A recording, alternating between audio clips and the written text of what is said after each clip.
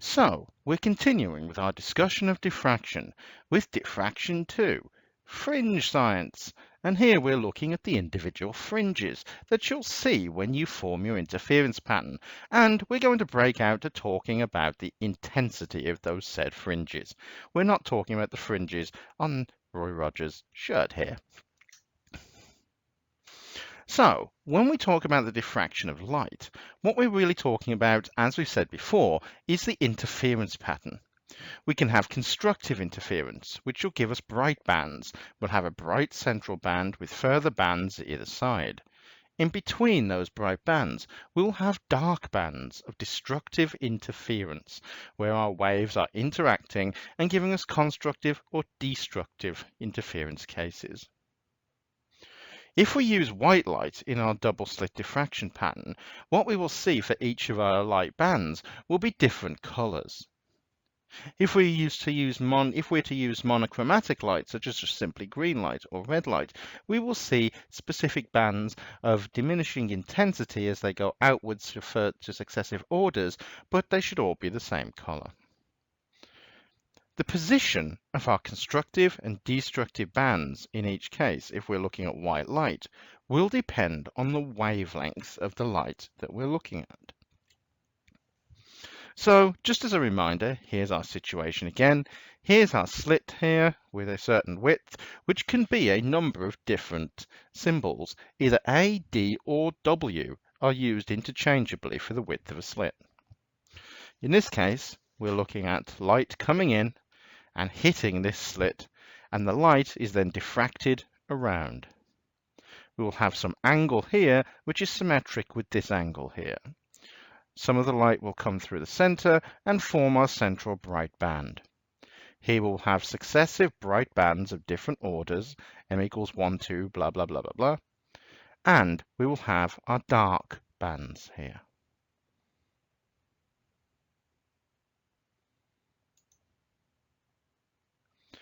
Here's what's going on in a slightly more quantitative way. Here's our slit of complete width W, and here we're looking at half of the slit width. Light will come through the slit and be diffracted. That means we'll have some angle theta here that our light is actually diffracted through. We can look at this path length here as the width of the slit over 2 times the sine of theta. This means that the path length for these two particular waves will be slightly altered and the waves will become out of phase. This is what's going to give us our interference pattern. And that means in the diffraction of white light, we take our light, pass it through our single slit so we can have a coherent light source. The light then shines onto two slits, so it spaces out as 1 over r squared, and now impinges on slits S1 and S2. Those are going to become the sources of our monochromatic coherent light source. These light rays will pass through these slits, and due to those path differences, will end up interfering with one another and then projecting our central bright fringe with its successive orders afterwards. We will have bright fringes and successive dark fringes. But all the light that reaches the screen from the slits to the screen will travel a distance from here to here that is the same. The distance from the slits to the screen is essentially wavelength dependent, or is wavelength dependent. The first bright band here, in terms of our terminology, our M value in our formula, is that the first bright band either side of the central band is referred to as a first order line. So here is a first order line, here symmetrically is another first order line. So let's take a look at this in the form of a question. Here we've got light of 511 nanometers coming through this slit here of width W. It's going to form a diffraction pattern, and as you can see, this is why we were using W over 2 in the previous example. It's going to form a diffraction pattern after passing through this slit. The slit width is 2.2 microns, or 2.2 times 10 to the minus 6 meters. We want to find the angle, that's the angle over here, where the light comes through the slit associated with this first and second dark fringe above the central fringe. So here our light is projected onto the screen. We have our bright central fringe, and then we have a dark fringe at m equals 1 and a subsequent dark fringe at m equals 2. The conditions for our dark fringes for the single slit case will be given by this equation, that d sine theta equals m lambda. Now, something to point out here is in this particular formula, this d is often replaced by other symbols, such as w or a. D, w, and a feature a lot in different texts. As you look around different sources, you'll see that there will be a lot of different slit widths expressed. W in the previous case, sometimes you'll more normally see D, occasionally A, but these are all slit width. M is the order that we just discussed from the central band, 1, 2, 3, 4, some integer value. Lambda is the wavelength of our light, and theta is the angle that the light comes through the slit.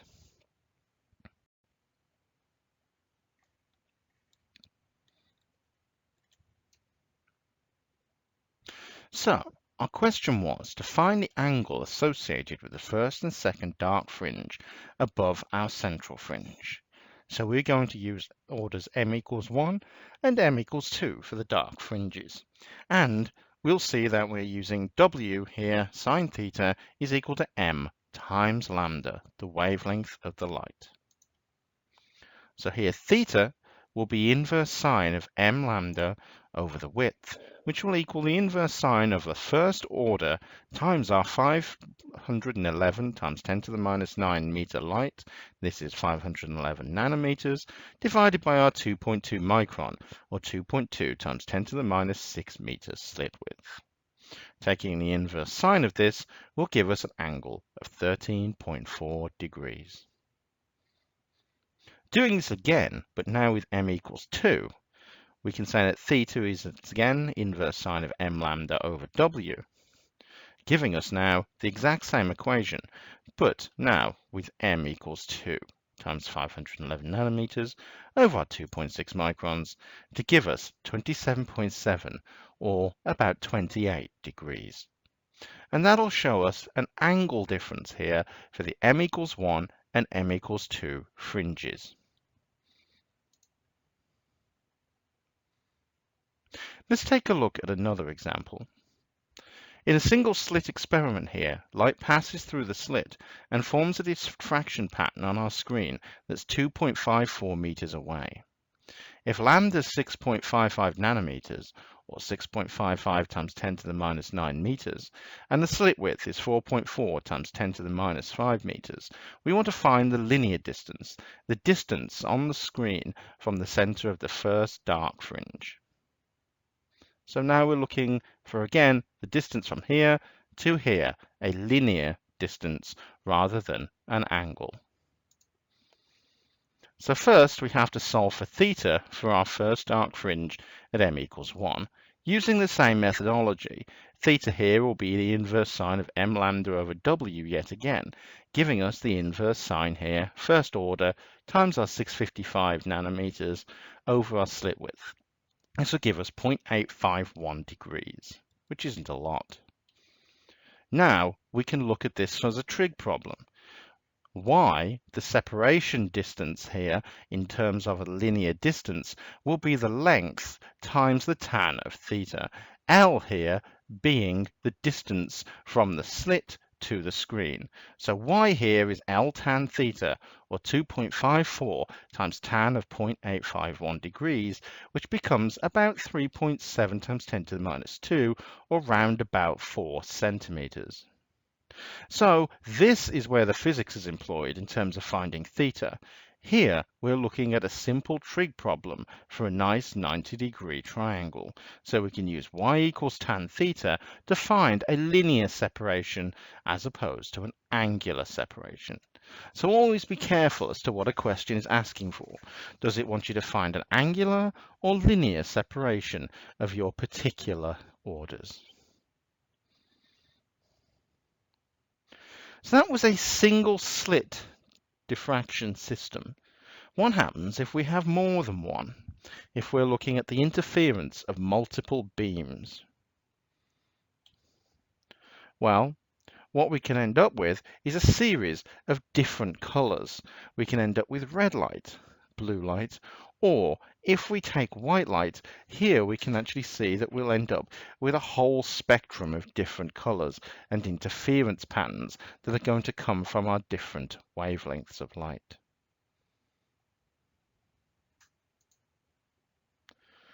So if we're looking at our constructive interactions here, our first bright bands, as we said, are going to be the first order, and all the light reaching the screen will travel from the slits and will be wavelength independent.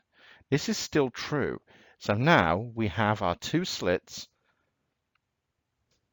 1 and 2, and we'll provide light from these two slits. That means our two wavefronts are going to interact, and then they're going to interfere once again as they pass through these slits. Some will be diffracted this way, some will be diffracted this way. Here we can see that d sine theta here is going to give us our m lambda. Here we're looking at d being a separation of these two slits. These will be identical path lengths from these points onwards. The path difference comes from this first point, and that's why this point is defined. So we can see that there's going to be a path difference between these two light rays. Again, we're employing our typical equation in this case. So here we can look at the separation of the two light rays. They'll fan out, give us our interference pattern, and then we can project that onto a screen. We'll see our bright fringes, and we'll see our dark fringes.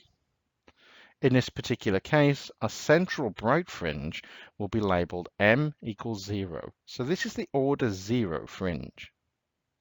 Here we have the +1. We have the +1 fringe, +2 fringe, and we can define these as -1, -2. The values and any calculations performed here for the m equals -2 fringe will be identical to those of the m equals +2 fringe in terms of the physics. It'll simply have this negative here to define that this is the opposite side of the central maxima. There is no 0 fringe for our dark fringe. There is no 0th order. Our first order here is m equals +1 for the dark fringe and -1 for this dark fringe.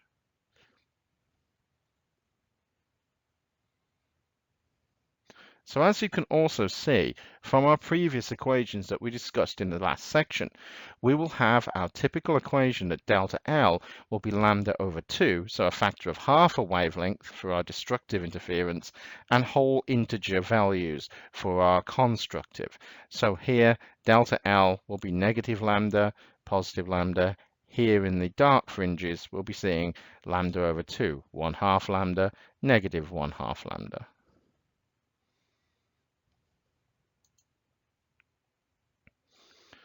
So our conditions for our dark fringes will be that d sine theta is equal to m minus 1/2 lambda, where m could be 1, 2, 3, etc., some whole number, and d sine theta is equal to m plus 1/2, where m could be negative 1, 2, and 3.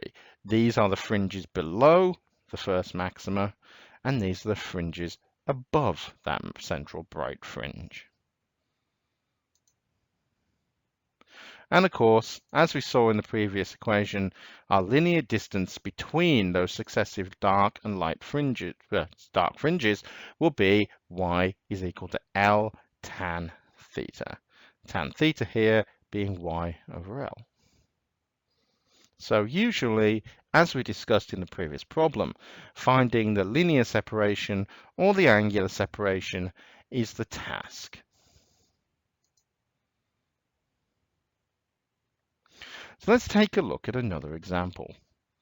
Here a viewing screen is separated from a double slit by 4.8 meters. So L here is 4.8 meters. The distance between the two slits, or our D value, will be 0.03 millimeters. Monochromatic light through the double slit forms an interference pattern on the screen as normal. The first dark fringe is 4.5 centimeters away from the center line on the screen. So we have a linear distance here. We have a distance between the slits, and we know the distance to the viewing screen. We want to find lambda, the wavelength of our light. Remember the conditions for our dark fringes were d sine theta equals m plus or m minus lambda.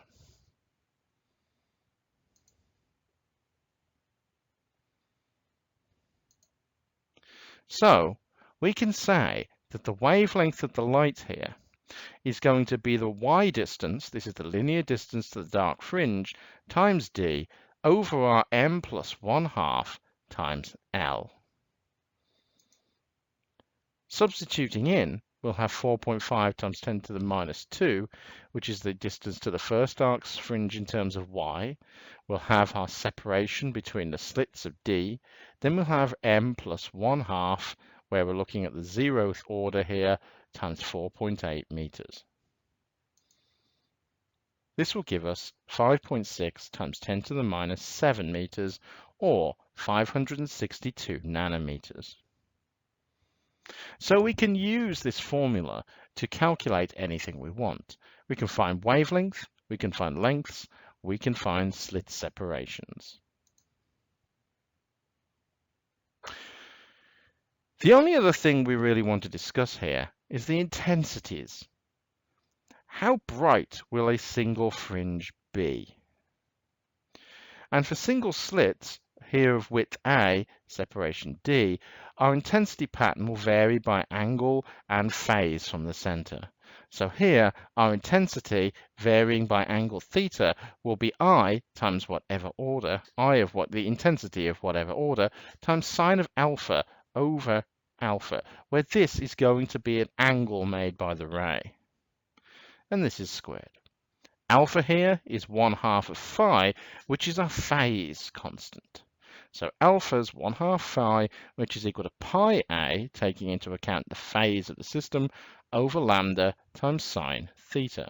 Slit width, pi, lambda, separation.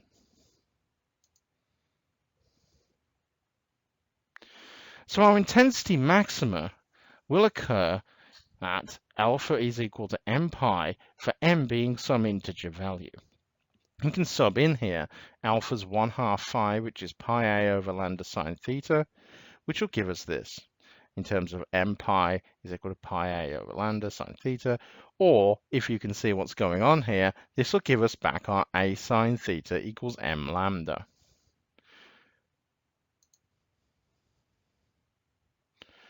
So we can use that formula to find the intensity of our various fringes. Here we're going to find the intensities of the first 3 secondary side maxima here in a single slit diffraction pattern that we can see here. This is going to be measured as a percentage of the central maximum. This is actually quite a useful thing to do because you know how bright then each line should be relative to the central bright line. So we're going to say the intensity divided by Im here, which is our central intensity here, I over Im is going to be sine alpha over alpha squared, which is going to be, substituting m, sine m plus 1/2 pi over m plus 1/2 pi squared.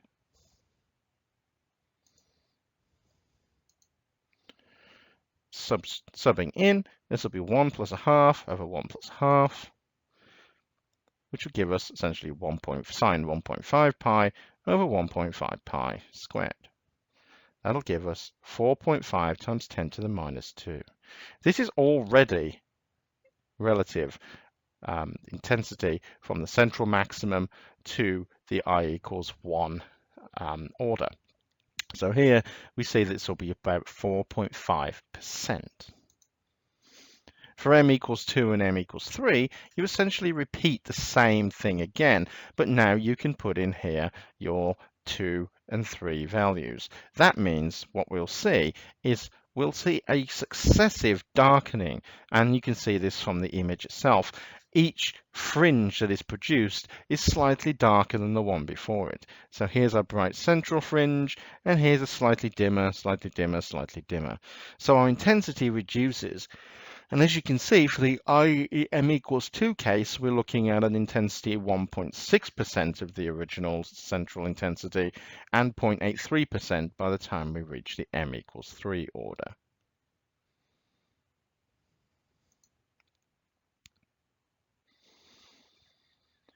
Now, the wavelength really depends on the slit width here. There's a big dependence on how our interference patterns are going to behave. If we look at cases where we have very wide slits, that means the width is bigger than the wavelength of the light that's passing through it. Then the interference of the light from those two slits is going to give us bright fringes of very differing intensity. Intensities of the fringes from these double slit experiments are basically modified by diffraction of light through two individual slits. So if we took our single slit problem and we passed light of wavelength much larger, light of wavelength much smaller than the slit itself, that light would pass through without diffracting essentially, or diffracting very little. If we look at this situation where we have two slits and then a relatively small wavelength compared to the width of the slits, then it's the actual action of passing through those two slits that causes the diffraction. So here's our two waves, here's our two slits. Incident plane wave is coming in here through two slits, and here's a very large slit. What will essentially happen here is the light will pass through these two slits and give us a diffraction pattern of this form. In this case, we'll see what we just discussed, in that our maxima will be successively different intensities. So when we're looking at this case, our light comes through, diffracts, gives us a very bright central maximum, and then successively dimmer secondary, third, tertiary, quaternary, blah, blah, blah, up to whatever number, maxima in terms of brightness. Here, they're all the same, essentially, brightness. So the diffraction and interference of the same waves has to be accounted for. For identical slits with some width A and separation D, the intensity pattern varies with angle and theta and phase phi from the center. As you can see, this is pretty much the same as the previous equation, but is subtly different. I theta here is Im, which is the intensity of the order, times cos squared now of beta, times sine alpha over alpha squared for the double slit.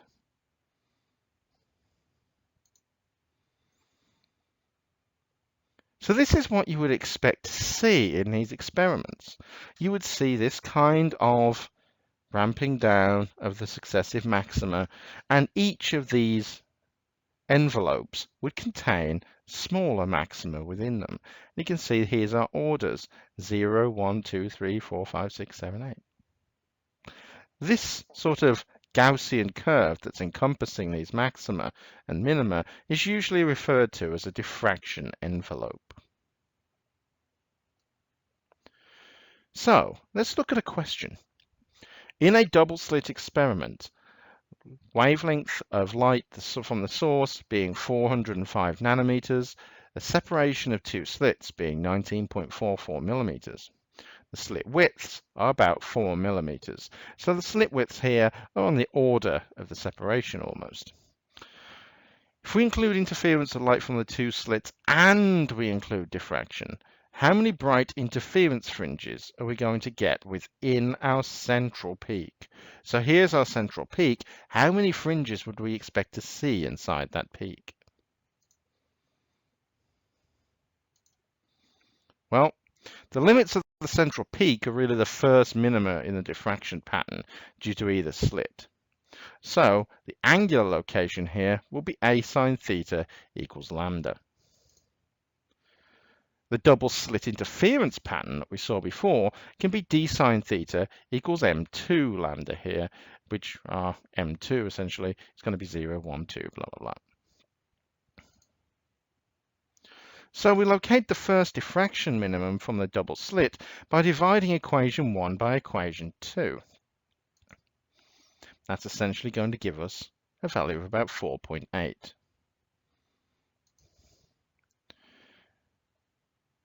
M2 here means that 4 bright fringes will be in the central peak of one slit, and then the diffraction pattern will stop at about 5-ish.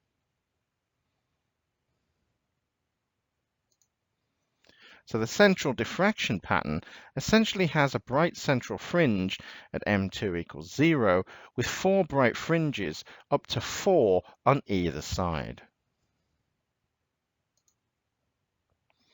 That means you're looking at a total of about 9 bright fringes, 8 to 9 bright fringes from the double slit interference pattern with a central diffraction peak.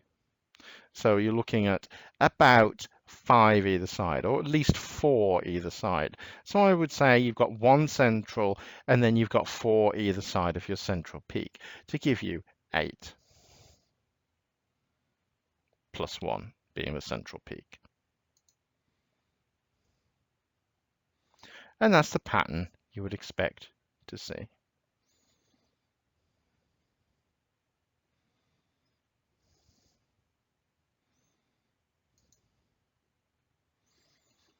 So how many bright fringes are within either of the first side peaks of the diffraction envelope? Well, the outer limits of the first side diffraction peaks are the second diffraction minima. So a sine theta will be equal to m lambda. In this case, we're looking at m being 2, so a sine theta equals 2 lambda. Divide these out, and we'll end up with m2 being 2d over a, or 9.6. So either side of our first side diffraction peak will have fringes from 5 to 9. So 5 bright fringes here are going to come from our double slit interference pattern. I would suggest looking in the book at this particular equation and working through a couple of examples. So here's our interference pattern, and essentially this would be the interference pattern produced from such a case.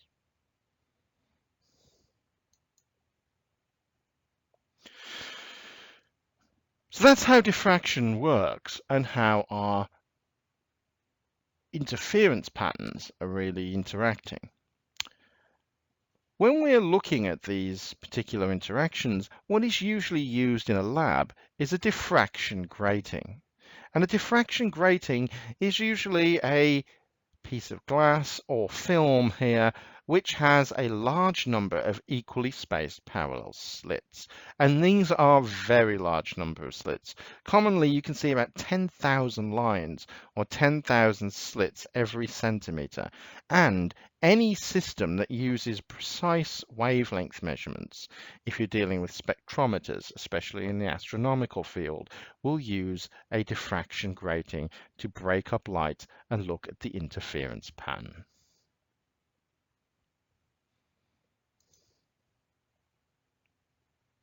So in a diffraction grating, you're looking at thousands and thousands of tiny little divisions here, tiny little slit widths. The bright maxima are much sharper and much narrower for a grating because the angle here is increased only a slight amount beyond that required for a maximum. So the maxima of a diffraction grating, due to the fact you have all these thousands of tiny little lines, all this is going to do is give you very, very narrow diffraction patterns. So the diffraction patterns we saw in our previous slides were quite wide, quite fat things. In these cases, they'll be very skinny, narrow lines.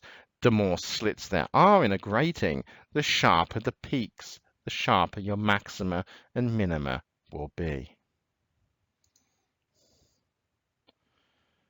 And the analysis here is pretty much the same as Young's double slit experiment.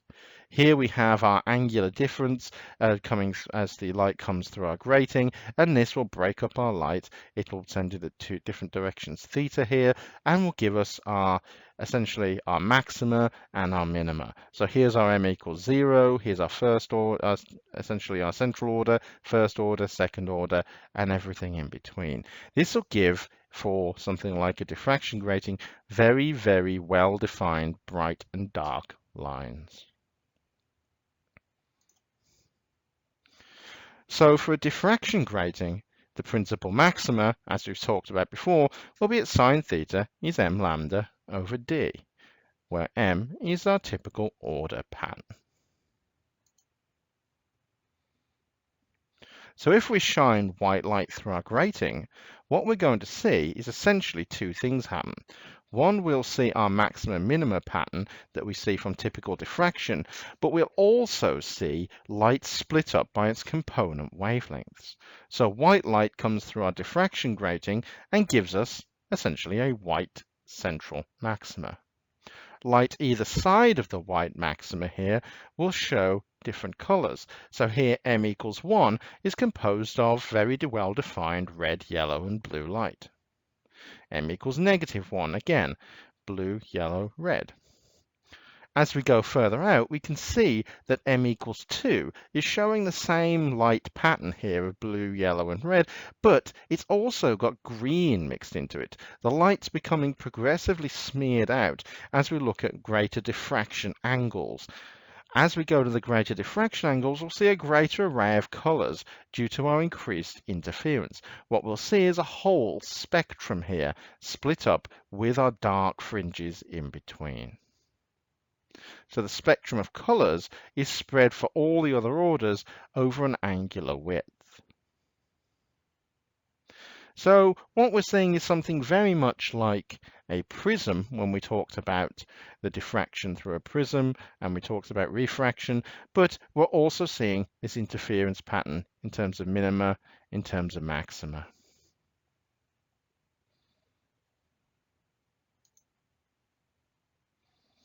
So if we look at the spectrum produced here by a grating, we'll actually end up with this kind of pattern. Here's the typical kind of pattern we would expect if we were dealing with our double slit experiment here, and here's the result we would expect to see from a grating.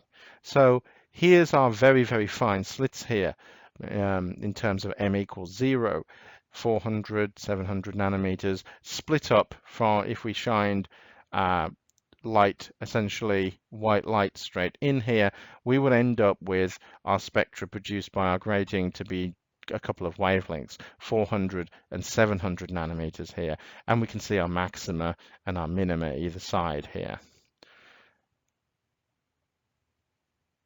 If we look at this in terms of the case we just looked at previously, where we're looking at a very well-spaced diffraction grating here, we will actually see our light spread out in sort of this rainbow pattern.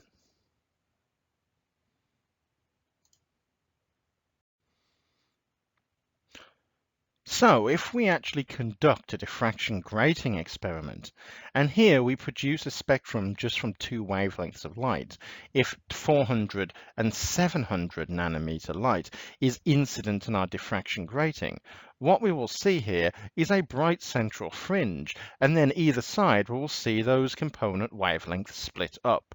We will see an m equals 1 of 400 nanometers, essentially another m equals 1 for that same, for the 700 nanometer light, and then an m equals 2 and another m equals 2 for the 400 and 700 nanometer light.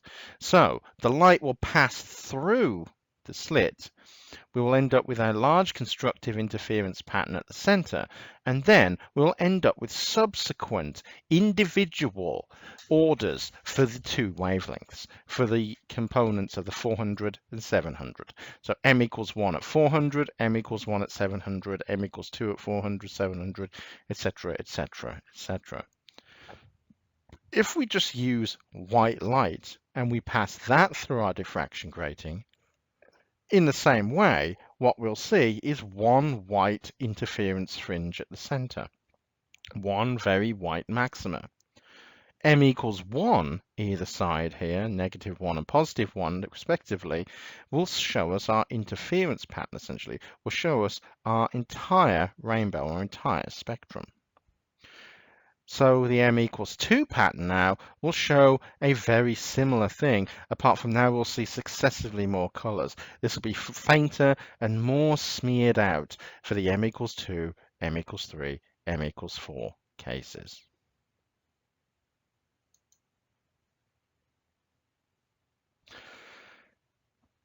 Right now, we do want to return to an effect that we have seen before, and when we discuss optics, we discuss the limiting angular resolution of an optical device. And this actually relates to these dispersion patterns that we've been looking at. It actually relates to the wavelength of light impinging upon a specific aperture. So the angular diameter or radius, essentially the separation of our particular optical device, really limits its resolution. And this should make sense that using a small pair of binoculars, we don't get a lot of astronomical detail on very far away objects. But if you think about very, very accurate telescopes, they have an enormous diameter. So there is a relationship between resolution and the diameter of your optical device. And when we talk about angular resolution, as we have before, so a bit of a recap here, the minimum angular separation is essentially the resolution of your device. So having seen this before, here we're looking at a car in the distance, and here we're looking at a car close up. The car in the distance here, it looks like essentially one light source, and then as it gets progressively closer, we end up with a situation where our lights become distinguishable as two individual headlights. Again, don't stand in the road and conduct this experiment. As the car comes closer and closer to you, the lights look as if they are progressively further apart. Of course, we know that the dimensions of this vehicle are not changing, so the distance, the separation in meters here between these two lights is staying the same from this position to this position. What is changing is the angular separation, the angle subtended at the visual device, your eye, your telescope, whatever you're looking at.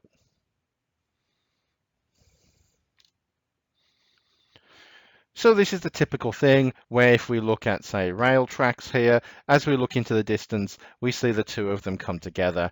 But of course, they are all the same separation throughout and will be progressively looking as if they're getting further apart as they get closer to you.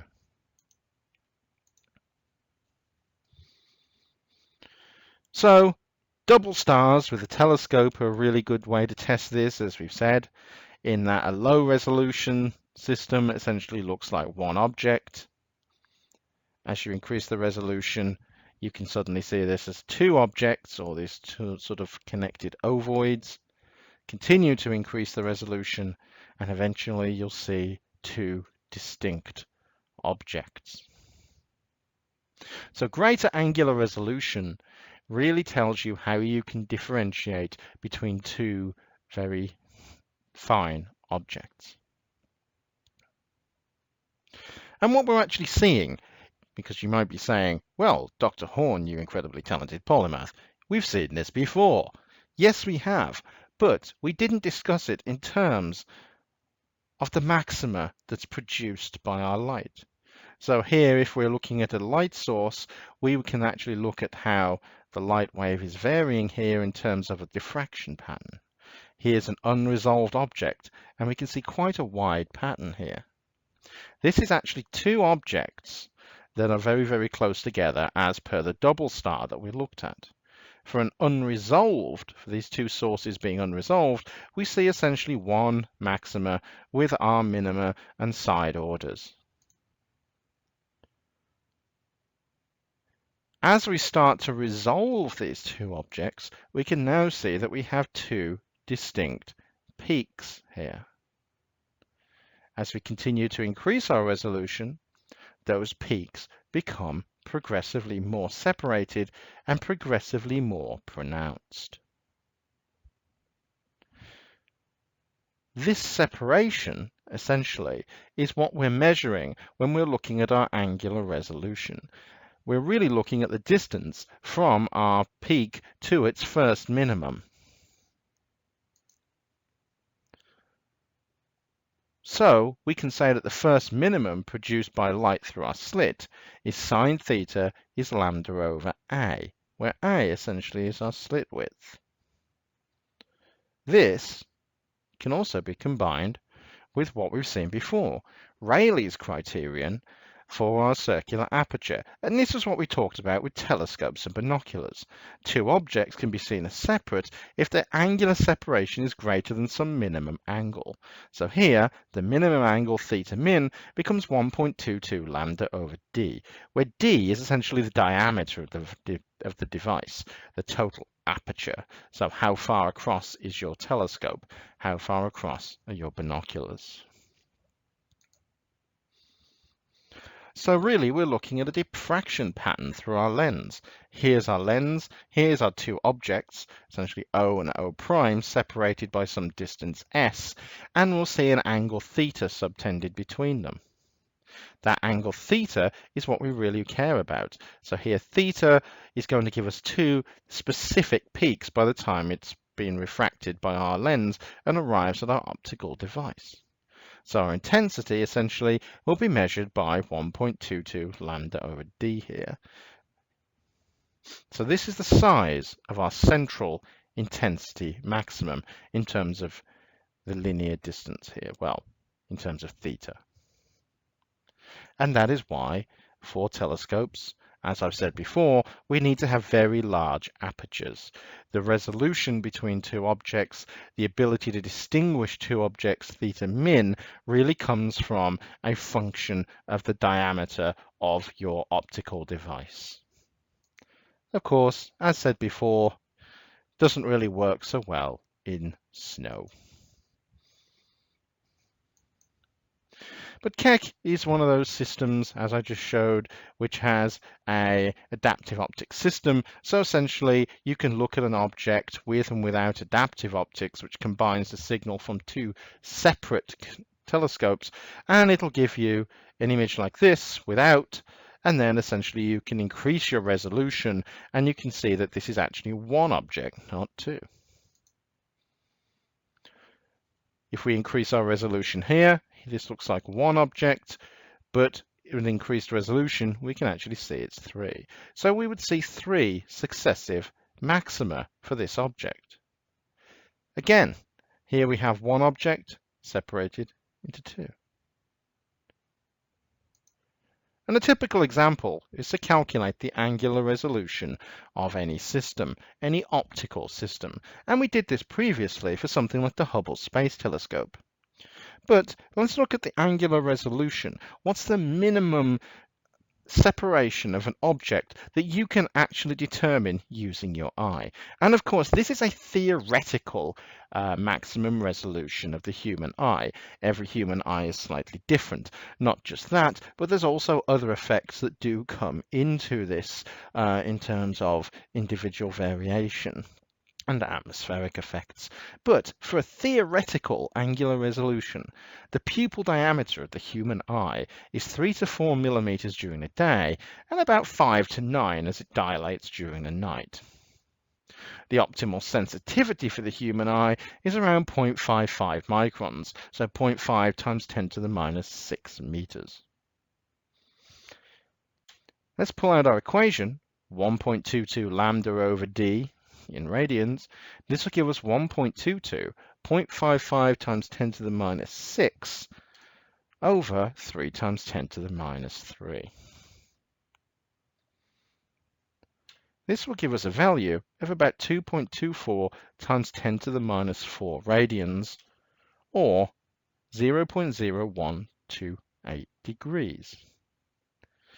Now, if we do the inverse sine of this, essentially, well, if we actually, I apologize, not the inverse sine, I was looking at this degree symbol here. what we actually get here in terms of arc seconds, this is a very, very small angle, 0.0128 degrees. This is better expressed in what are referred to as arc seconds. So taking our degrees here, dividing them by 60, and then dividing them by 60 again, will give us a 46 arc second resolution in a day.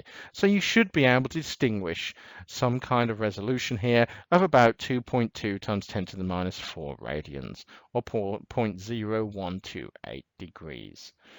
That's very small, and generally most eyes do not hit the angular resolution theoretical limit, especially not like me if you're wearing glasses.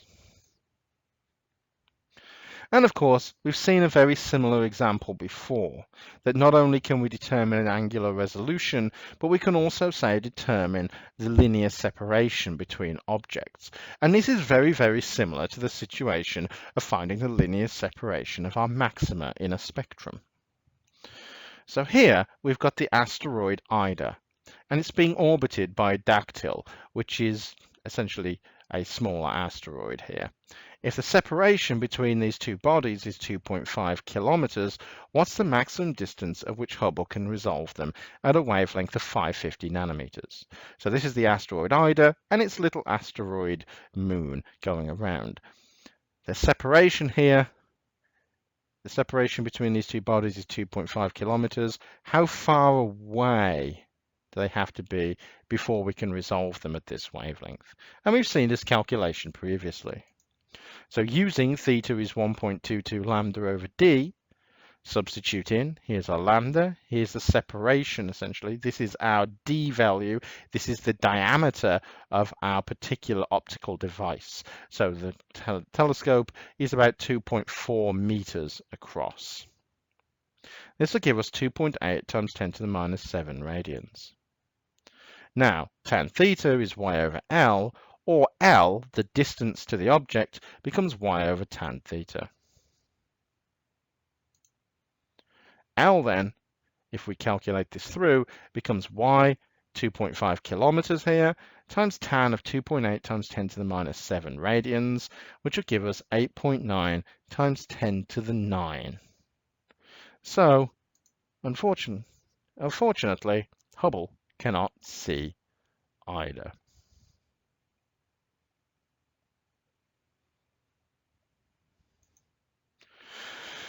One more point when we are looking at maxima intensities of various light waves. We do want to return briefly to polarization. And we talked about polarization previously when we were looking at the nature of light. And polarization is describing the direction of oscillation in a plane 90 degrees to the direction of travel of our wave. So essentially, our wave is electric and magnetic fields self-propagating one another, and they are, when we look at an unpolarized light beam, we have light that is essentially distributed in this fashion of all these different angles that it can take. So if we look at this from the end, we can see this polarized in 180 degrees, 90 degrees, blah, blah, blah. And if we take a polarizer, which again, very similar to a slit pattern, to a diffraction grating here, we can have these very specific slits, which will block polarizations that do not match the actual orientation of the filter. So our unpolarized light will come in and light will be generally blocked apart from one particular orientation. We say that this light wave here is polarized. Now, the experiment we saw previously, we put a second filter in here, and if that filters 90 degrees to this particular wave, we will end up with this light wave being blocked. The kind of thing you see on privacy filters on computer monitors.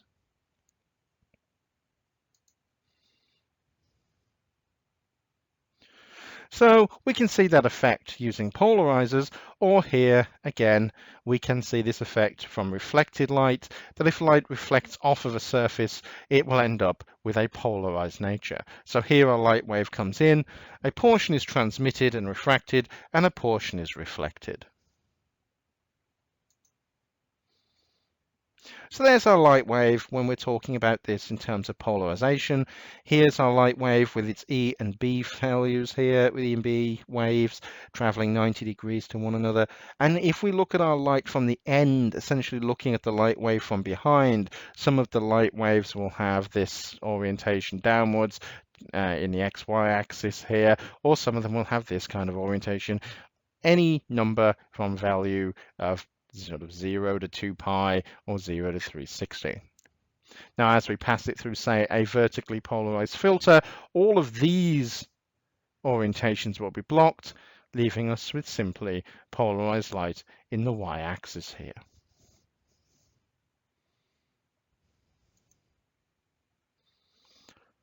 So a polarization filter that passes only single components of polarization essentially parallel to its transmission axis.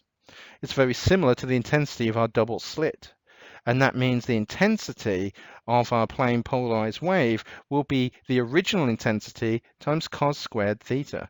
So I0 is the incoming intensity of our wave, and theta is the angle between our polarizer's axis, this axis up and down relative or left and right, compared to our light wave, and the plane of polarization.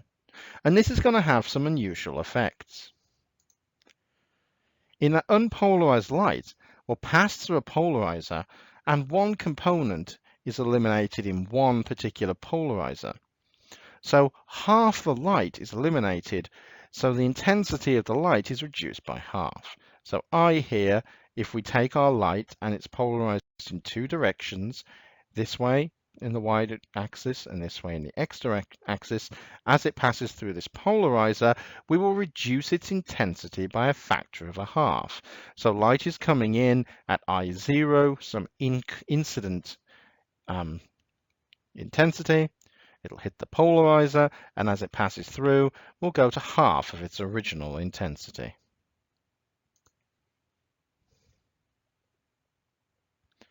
And again, this could happen due to reflection, or this could happen due to scattering of the light. Now, let's take a look at a short problem. Here's our situation again, where our unpolarized light with light in two directions passes through our vertically polarized filter. So unpolarized light passes through two polarization filters. The axis of the first is like this, is vertical, and the axis of the second is going to be 60 degrees to this vertical. We're going to describe the orientation and intensity of the light that makes it through the polarizers. So the first polarizer eliminates half of our light. So our intensity is reduced by 1/2 the original intensity. The light that reaches the second polarizer is vertically polarized. It will hit the second polarizer at an angle of 60 degrees. So I2 is essentially the new intensity times cos of 60 squared. This will give us 1/4 I1. That means this was already 1/2, and now we're at 1/4 of half that intensity. So our new intensity will be 1/8 of the original intensity I0. So after the light has passed through these two filters, it will be plane polarized at 60 degrees to the vertical and 1/8 its original intensity.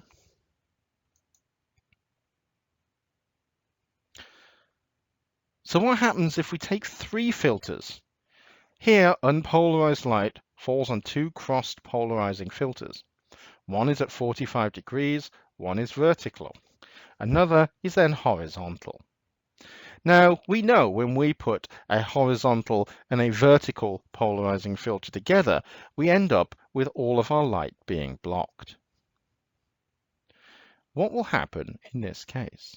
So here's our vertical polarizer, 45 degrees, and then horizontal. This second polarizer is going to modify our system. So the first filter changes our unpolarized light as it did in the first case.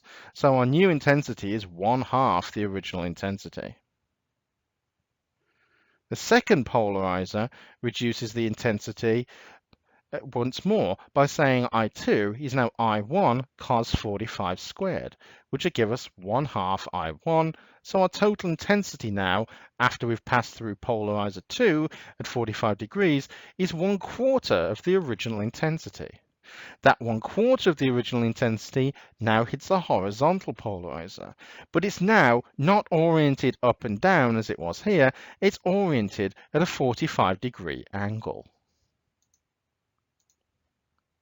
This means that I3 now will end up being 1/2 I2. Light leaving a second polarizer is plane polarized, so the intensity from our third polarizer, it will end up being this. So finally, after I3, 1/8 of our original intensity is transmitted.